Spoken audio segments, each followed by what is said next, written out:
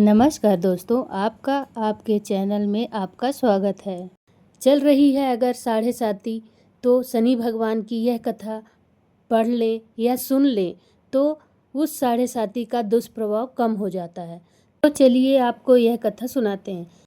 एक बार की बात है, सभी नवग्रहों तथा सूर्य, चंद्र, मंगल, बुध, बृहस्पति, शुक्र, शनि, राहु और केतु में विवाद छिड़ गया कि इसमें सबसे बड़ा कौन है। सभी आपस में लड़ने लगे और कोई निर्णय ना होने पर देवराज इंद्र के पास निर्णय कराने पहुँचे। इंद्रदेव घबरा गए और उन्होंने निर्णय करने में अपनी असमर्थता जताई, परंतु उन्होंने कहा कि इस समय पृथ्वी पर राजा विक्रमादित्य हैं, जो कि अति न्यायप्रिय हैं। वे ही इसका निर्णय कर सकते हैं। सभी ग्रह एक साथ राजा विक्रमादित्य के पास पहुँचे और अपना विवाद बताया, साथ ही निर्णय के लिए कहा। राजा विक्रमादित्य इस समस्या से चिंतित थे, क्योंकि वे जानते थे कि जिस किसी को भी छोटा बताया वही क्रोधित हो उठेगा।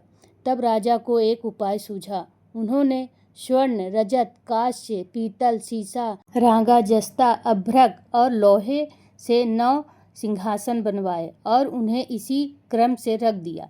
फिर उन सबसे निवेदन किया कि आप सभी अपने अपने सिंहासन पर स्थान ग्रहण करें। जो भी अंतिम सिंहासन पर बैठेगा वही सबसे छोटा होगा।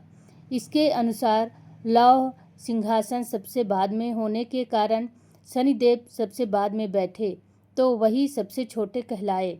शनिदेव को लगा कि राजा ने ऐसा जानकर किया है और वह गुस्से में राजा से बोले, राजा, तू मुझे नहीं जानता। सूर्य एक राशि में 1 महीना, चंद्रमा 2.25 महीना 2 दिन, मंगल 1.5 महीना, बृहस्पति 13 महीने व बुध और शुक्र 1 महीने विचरण करते हैं, लेकिन मैं 2.5 से 7.5 साल तक रहता हूँ। बड़े बड़ों का मैंने विनाश किया है। श्री राम की 7.5 आई तो उन्हें वनवास हो गया। रावण की आई तो उसकी लंका को वानरों की सेना ने हराना शुरू कर दिया। पर अब तुम सावधान रहना। ऐसा कहकर कुपित होते हुए शनिदेव वहाँ से चले गए और अन्य देवता खुशी खुशी चले गए। कुछ समय बाद राजा की 7.5 आई। तब शनिदेव घोड़े के सौदागर बनकर वहाँ आए। उनके साथ कई बढ़िया घोड़े थे। राजा ने यह समाचार सुन अपने अश्वपाल को अच्छे घोड़े खरीदने की आज्ञा दी। उसने कई अच्छे घोड़े खरीदे। वह एक सर्वोत्तम घोड़े को राजा को सवारी हेतु दिया गया। राजा ज्यों ही उस पर बैठा, वह घोड़ा सरपट वन की ओर भागा। भीषण वन में पहुँच वह अंतर्धान हो गया और अब राजा मुँह भूखा प्यासा भटकता रहा। तब एक ग्वाले ने उसे पानी पिलाया। राजा ने प्रसन्न होकर उसे अपनी अंगूठी दी। वह अंगूठी देकर राजा नगर को चल दिया और वहाँ अपना नाम उज्जैन निवासी बीका बताया। वहाँ एक सेठ की दुकान में उसने जल इत्यादि पिया और कुछ देर आराम किया। भाग्यवश उस दिन सेठ की खूब बिक्री हुई। सेठ उसे खाना इत्यादि कराने खुश होकर अपने साथ घर ले गया। वहाँ उसने एक खूंटी पर देखा कि एक हार टंगा है, जिसे खूंटी निगल रही है। थोड़ी देर में पूरा हार गायब था। तब सेठ ने आने पर देखा कि हार गायब है। सेठ ने समझा कि बीका ने ही उसे चुराया है। उसने बीका को कोतवाल के पास पकड़वाया। फिर उस नगरी के राजा ने भी बीका को चोर समझकर उसके हाथ पैर कटवा दिए और नगर के बाहर फेंकवा दिया। वहाँ से एक तैली निकल रहा था, जिसे दया आई और उसने बीका को अपनी गाड़ी में बैठाया। वह अपनी जीभ से बैलों को हाँकने लगा।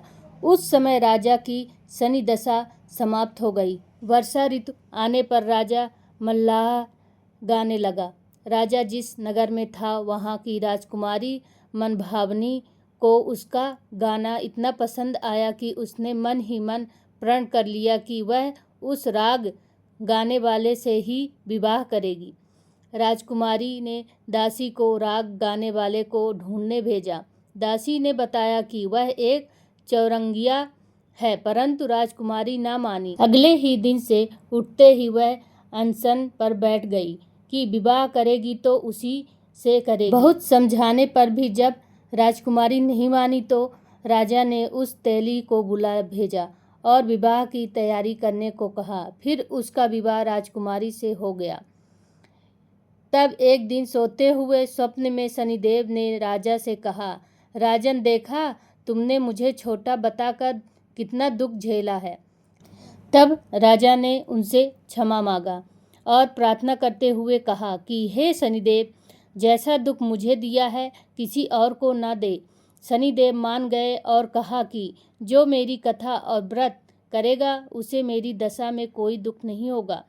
जो भी व्यक्ति रोज मेरा ध्यान करेगा, चींटियों को आटा डालेगा, उसकी सभी मनोकामना पूर्ण होगी। और शनिदेव ने राजा को हाथ पैर वापस कर दिया। प्रातः आँख खुलने पर राजकुमारी ने देखा तो वह आश्चर्यचकित हुई। बीका ने उसे बताया कि वह उज्जैन का राजा विक्रमादित्य है। सभी अत्यंत प्रसन्न हुए। सेठ ने जब सुना तो वह राजा के पैरों पर गिरकर क्षमा मांगने लगा। राजा ने कहा कि वह तो शनिदेव का क्रोध था, इसमें किसी का कोई दोष नहीं है। सेठ ने फिर भी निवेदन किया कि मुझे शांति तब ही मिलेगी जब आप मेरे घर चलकर भोजन करेंगे। सेठ ने अपने घर नाना प्रकार के व्यंजनों से राजा का सत्कार किया। साथ ही सबने देखा कि जो खूंटी हार निगल गई थी वही अब उसे उगल रही थी। सेठ ने अनेक मोहरे देकर राजा का धन्यवाद किया। सेठ ने राजा से अपनी कन्या श्री कंवरी से विवाह करने का निवेदन किया। राजा ने सहर्ष स्वीकार कर लिया। कुछ समय बाद राजा अपनी दोनों रानियों मनभावनी और श्री कंवरी को सभी उपहार सहित लेकर उज्जैन नगरी को चले गए। वहां राजा के राज्यवासियों ने सीमा पर खूब आदर सत्कार किया। सारे नगर में दीपमाला बनाई गई। राजा ने घोषणा की कि मैंने शनिदेव को सबसे छोटा बताया था, जबकि असल में वही सर्वोपरि है। तब से सारे राज्य में शनिदेव की पूजा और कथा नियमित होने लगी। सारी प्रजा खुशी आनंद के साथ जीवन बिताने लगी। जो भी कोई शनिदेव की इस कथा को सुनता या पढ़ता है उसके सारे दुख दूर हो जाते हैं। व्रत के दिन इस कथा को अवश्य पढ़ना चाहिए।